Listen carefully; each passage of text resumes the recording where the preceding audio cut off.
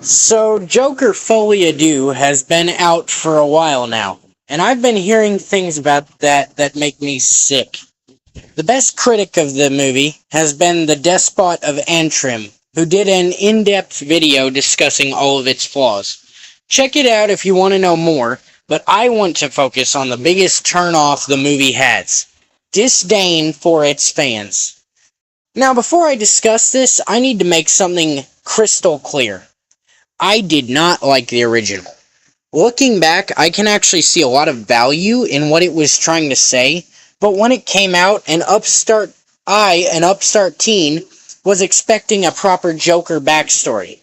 The problem with that is, Joker certainly was not. It was supposed to be a story about the mentally ill, and according to rumors, it was never meant to be a DC film. Apparently, according to said rumors, Phillips meant for it to be its own thing, his project. But Warner Brothers didn't want to take the risk, so he duct taped the name of the most popular Warner Brothers villain to it, and got the funding. I have yet to find proof of this, but when you take into account that Phillips has expressed great disdain for DC Comics in the past, it looks extremely suspicious. Regardless, I feel this choice to use the character of the Joker to tell this kind of story to be a mistake. Part of what makes the Joker such a great villain is that he is borderline evil. He displays levels of sociopathy that blow Trevor Phillips out of the water. He only really cares about Batman, and it's comparable to the way a dog abuser loves his pit bull. The only reason he doesn't kill him is because it would take away the fun. Someone like that has to already be all sorts of fucked up. They don't just get that way from people making fun of them.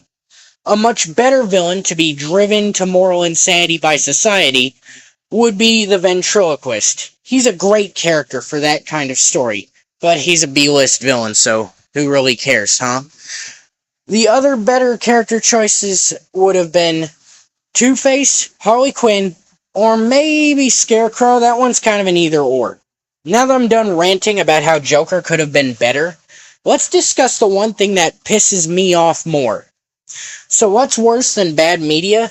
How about worse media that actively shows disdain for the pre-existing fans? In Joker, Folie Deuce, because it's not worthy of its actual name, Todrick actively changes the tone of his series.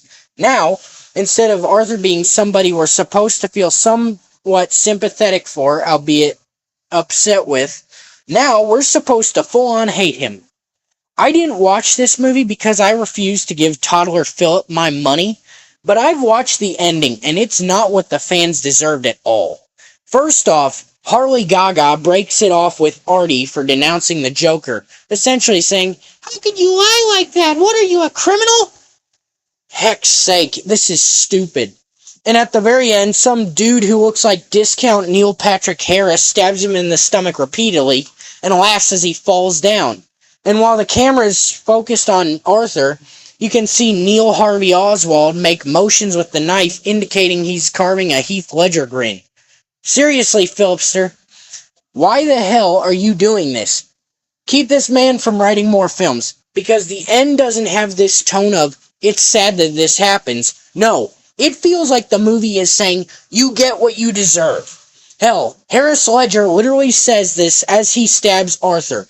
The tone isn't helped by Philip Buster inserting his artist's cover of Frank Sinatra's That's Life. This movie doesn't like fans of the first. It actively curb stomps and pisses on Arthur, and it is not worth it. No one wants to see a character they love get Joel Millered. In conclusion, next time you make a Todd Phillips movie with a protagonist people like Warner Brothers, fire him from making the next and bring in Scott Cawthon. That's a guy who actually cares about his fan base and can get his beloved characters killed off with something resembling freaking nuance.